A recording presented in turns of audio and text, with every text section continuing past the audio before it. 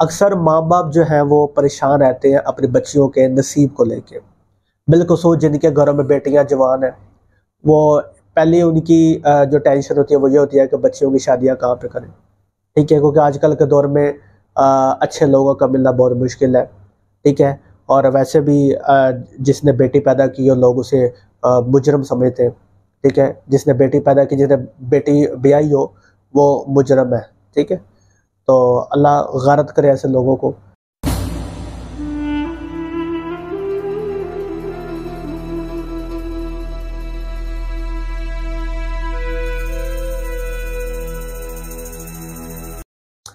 औज़ुबिल्लाहि मिनश्शैतानिर्रजीम बिस्मिल्लाहिर्रहमानिर्रहीम इन्नमा युरिदुल्लाहु लियुज़हिबा अन्कुम रिज्सा अहलल बैत व युताहिरकुम तत्हीरा। अल्लाहुम्मा सल्लि अला मुहम्मद व आले मुहम्मद। आपका बहुत बहुत शुक्रिया आपने वीडियो देखने के लिए। वक्त निकाला, अल्लाह पाक आपको अपने हिफ्ज़ व अमान में रखे। अक्सर माँ बाप जो हैं वो परेशान रहते हैं अपनी बच्चियों के नसीब को लेके। बिल्खुसूस जिनके घरों में बेटियां जवान हैं, वो पहले उनकी जो टेंशन होती है वो ये होती है कि बच्चियों की शादियां कहाँ पे करें। ठीक है, क्योंकि आजकल के दौर में अच्छे लोगों का मिलना बहुत मुश्किल है। ठीक है, और वैसे भी जिसने बेटी पैदा की हो लोग उसे मुजरम समझते हैं। ठीक है, जिसने बेटी पैदा की, जिसने बेटी ब्याही हो वो मुजरम है। ठीक है, तो अल्लाह गारत करे ऐसे लोगों को।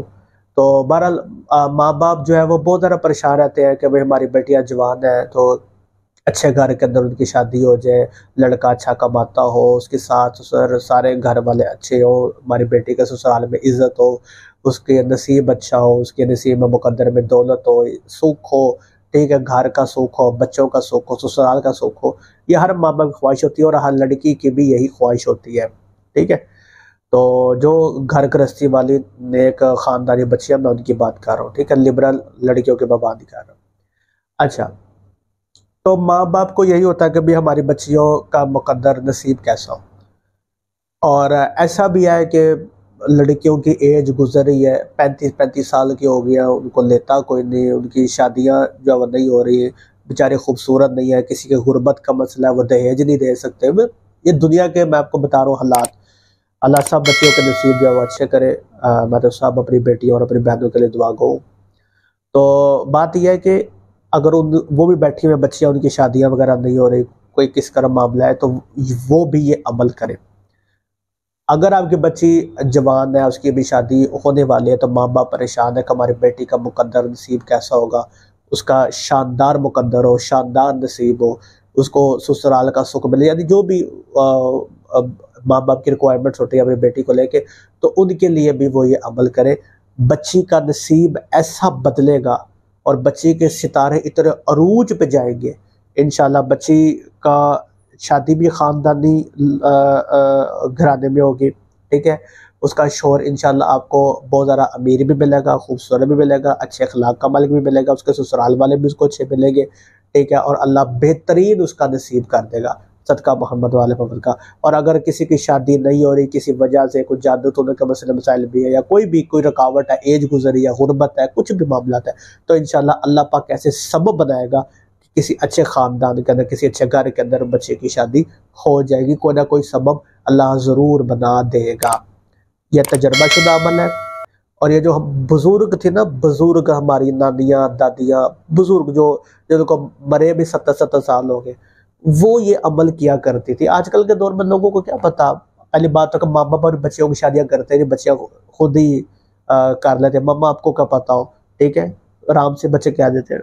बहरहाल, तो मैं ये कह रहा था, बात कहाँ से कहाँ चलेगी, कि जो भी ये हमारे बुजुर्ग जो गुजरे ना दुनिया में, पुराने लोग, वो ये अमल अपने बच्चों को किया करते। जब उनके बच्चे छोटे छोटे होते थे ना, तो उनको ये अमल करवाया करते थे। और यही तो वजह थी कि तब सुख होते थे बच्चियों की ज़िंदगियों में, और कामयाब ज़िंदगियां गुजारी, 70-70 साल एक शौहर के साथ गुजारी।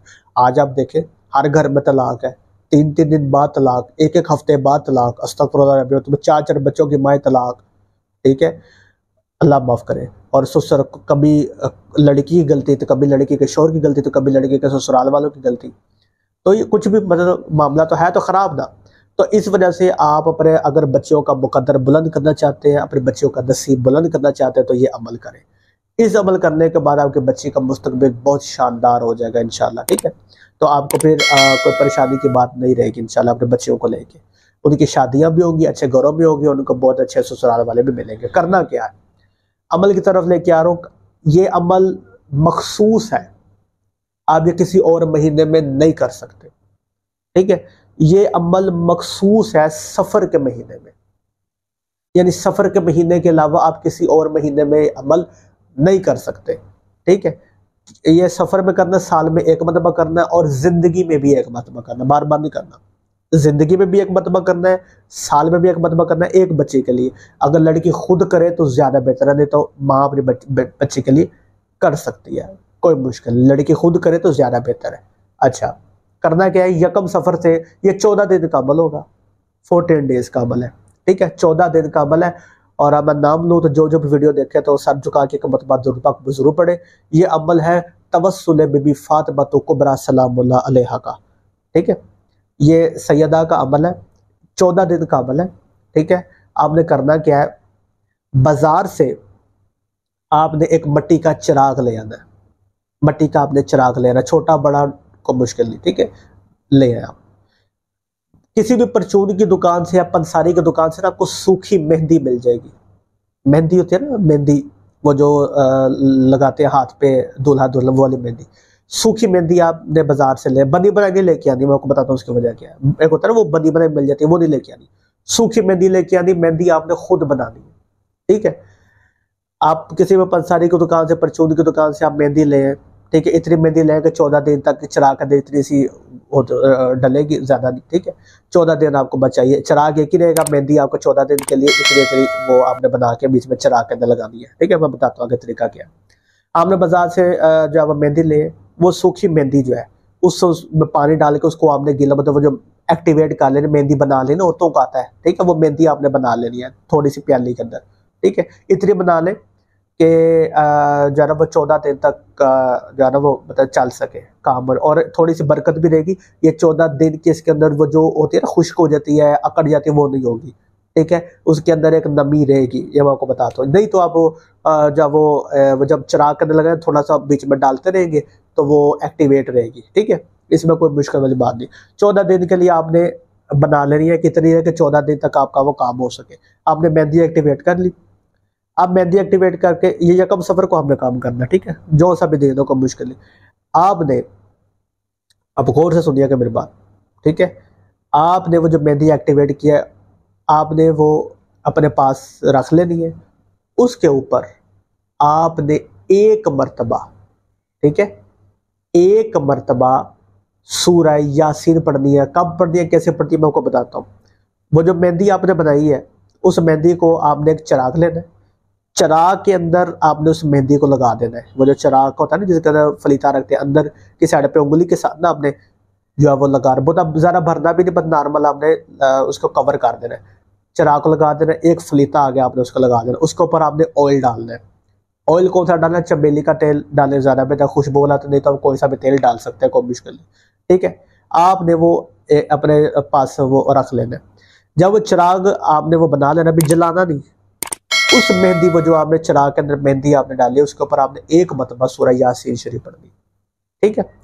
एक मरतबा आपने सूरह यासीन शरीफ पढ़नी है। अमल कब करना है, रात के वक्त करना है। आपने ईशा की नमाज के बाद पढ़ना है। कमरे के अंदर सारी लाइट्स आपने ऑफ कर देनी है। मुझे पता है नमाज जो है वो अंधेरे में नहीं होती, पर आपने इस अमल के लिए आपने अंधेरे का इंतखाब करना है, ठीक है। कमरे के अंदर कोई आए जाए नहीं, कोई आपको डिस्टर्ब न करे, मोबाइल आपने ऑफ करना है। बिल्कुल भी रोशनी कमरे में नहीं होती सिवाय वो चिराग के जो लोगों की, बस, ठीक है। करना क्या, आपने चिराग आपने रख लिया, उसके अंदर मेहंदी भी आपने डाल ली, मेहंदी के ऊपर आपने एक मतलब सूरह यासीन में पढ़ ली, ठीक है। चिराग आपने जला देना है, काबा की तरफ उसका रुख कर देना है, ठीक है। तो थोड़ा बहुत ऑयल डाल के, चमेली का डाले ज़्यादा बेहतर, नहीं तो कोई सा भी डाले। उसके बाद आपने 2 रकात नमाज पढ़नी है, सर से लेकर पाँव तक आप हिजाब में हो। बीबी फातिमा कुबरा सलामुल्लाह अलैहा की नियत के सामने 2 रकात नमाज पढ़नी है। पहली रकत में आपने सूरह तौहीद पढ़नी है, सूरह तौहीद पढ़ने के बाद सूरह कदर पढ़नी है। दूसरी रकत में आपने सूरह तौहीद पढ़ने के बाद, अब गौर से सुनिएगा, सूरह इखलास पढ़ने के बाद आपने पहली रकत में सूरह इखलास पढ़नी है, सूरह इखलास पढ़ने के बाद सूरह कदर। दूसरी रकत में सूरह इखलास पढ़ने के बाद आपने 40 मरतबा, ठीक है, सूरह कौसर पढ़नी, ठीक है। उसके बाद बिल्कुल जिस तरह नमाज पढ़ते हैं, पढ़ने के बाद तस्बीह सजदा मुकम्मल करने के बाद वो चिराग वो जलता रहेगा। ठीक है, आपने अपने लिए दुआ मांग दी, ठीक है, कि जो भी आपके दुआएं रिश्ते के लिए, शादी के लिए, जहाँ आप चाहती है, जो भी आपकी दुआ मुकद्दर नसीब, जो भी आप अपना बयान कर, वो आपने दुआ मांग ली है, ठीक है।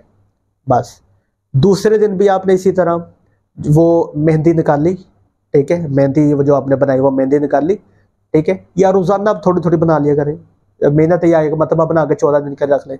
वो मेहंदी निकाली, थोड़ी सी आपने चिराग के अंदर और डाल दी, फिर एक मतलब सूरह यासीन पढ़ी और उस मेहंदी के ऊपर, वो चिराग के ऊपर हमने दम कर दिया, चिराग एक्टिवेट कर दिया, फिर आपने 2 रकात नमाज पढ़ ली, बिल्कुल इसी तरह जिस तरह मैंने आपको बताया। ये आपने काम 14 दिन तक करना है। जस्ट यकम से शुरू करना है, चांद की 14 तारीख, जब चांद अपने वक्त पे आ जाएगा तब अपने अमल को स्टॉप कर देना है, ठीक है। 14वीं रात के चांद तक आपने अमल करना है ईशा की नमाज के बाद, ठीक है। और वह चिराग भी आपने जलाना है। रोजाना आपने चिराग जो जलाना है वो तो आपने जलाना है, बुझाना नहीं, बुझेगा वो खुद। जब 1 घंटे बाद बुझ जाए, 2 घंटे बाद बुझ जाए, 3 घंटे बाद बुझ जाए, एक बार बाजू का ऐसा बताओ सारी रात जलता भी रहता है, तो आपने उसको फूंक मार के या हाथ मार के उसको जलाना नहीं, वो खुद ही बुझे, ठीक है। जला दिया पर बुझाना दिया आपने।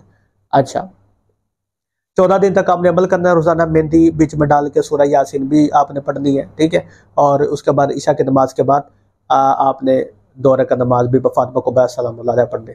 14 दिन का अमल मुकम्मल कर दिए, जब आपका अमल मुकम्मल हो गया, अब उस चिराग का क्या करना है, उस चिराग के अंदर वो जो मेहंदी है, ठीक है, और वो जो फलीता वो जो आप रोजाना तब्दील करते हैं, ठीक है, वो आपने एक शापर में डाल के वो सारा को पैक करना है, या आप किसी कब्रिस्तान में दफन कर दें या किसी दरिया वगैरह में आप बहा दें, ठीक है। वो जब बाकी मेहंदी पड़ी है वो घर में इस्तेमाल कर लें, वो उसका कोई इशू नहीं है, ठीक है। अब 14 दिन का आपका अमल मुकम्मल होगा। 15वें दिन आपने क्या करना है, 15वें दिन आपने 14 चादरें आपने लेनी है। चादरें आपने लेनी है ब्लैक, काली, ठीक है। 14 आपने ब्लैक चादरें लेनी है।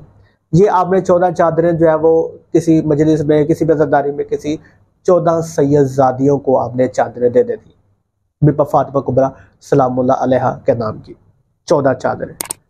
अगर ये बात और ज़हन में आपने याद रखनी है, किन औरतों को आपने किसी सूरत में चादर नहीं देनी। इसमें कोई ऐब वाली बात नहीं, बस ये अमल की शर्त है, उसकी वजह मुझे नहीं पता, बस ये शर्त है। बेवा अगर औरत है उसको आपने चादर नहीं देनी, कोई बेवा सैयदजादी है उसको आपने चादर नहीं, गैर सैयदजादी कोई भी उसको नहीं देना, ठीक है। बेवा सैयदजादी को आपने चादर नहीं देनी। अगर किसी खुतून को तलाक हुई है उसको चादर आपने नहीं देनी, ठीक है। अगर आप समझते हैं कि वो इतने नेक पाक बुत की परहेजगार और नहीं है, या अपने शोहर से अलहदा है, या किसी तरह भी उसको भी आपने चादर नहीं देनी। आपने सैयदजादी को एक तो चादर देनी है, 14 सैयदजादियों को आपने 14 चादरें देनी है, और मुख्तलिफ देनी है, एक ही औरत को 14 नहीं पकड़ा देनी, ठीक है, दे दिया। दूसरा ये है कि आपने देख के देना किसको आप दे रही है, ठीक है, सैयदजादी हो, ठीक है, और नमाजी परहेजन हो, ठीक है। बस ये आपने अमल मुकम्मल कर लिया। ये आपने साल में भी एक मरतबा करना है, जिंदगी में भी आपने एक मरतबा करना है। इंशाल्लाह आप अपना मुकद्दर, अपना नसीब, अपना वक्त आप खुली आंखों से देखना अपने बच्चे का, कि वो कैसे कैसे इंशाल्लाह उसको ससुराल में वो इज़्ज़त भी मिलेगी, वो शोहर भी उसको बड़ा अच्छा मिलेगा, उसके मुकद्दर में अल्लाह नसीब में दौलत भी बड़ी लिख देगा, औलाद भी अल्लाह साले देगा, और हर किस्म के बच्चे का नसीब जो है वो बड़ा ज़बरदस्त कर देगा। तो ये बीबी फातिमा कुबरा सलामुल्लाह अलैहा के तवस्सुल का बहुत बड़ा अमल है। और बीबी फातिमा कुबरा सलामुल्लाह कौन थी, जो हमारे अहले सुन्नत भाई देख रहे हैं उनके लिए ये बीबी पाक मौला इमाम हुसैन अलैहिस्सलातु वस्सलाम की बड़ी शहजादी थी। विपक शहर बानो सलामुल्लाह अलैहा की दुख्तर थी। करबला का जब जंग हुई तो मौला ने 9 लाख में रास्ता बना दिया था, और विपक शहर बानो सलामुल्लाह अलैहा और मौला बीबी फातिमा कुबरा सलामुल्लाह अलैहा जो है वो यहाँ पे तेहरान के अंदर आके पहाड़ी के अंदर बीबी पाक ने 1 साल गुजारा, और वहीं पे बीबी पाक की शादी हुई। जन्नत से बीबी पाक को खाना आता था। तो दुआ में याद रखिएगा, अमल करें, मुझे दुआ में याद रखिएगा। मिलते अगली वीडियो में। खुदा हाफिज़।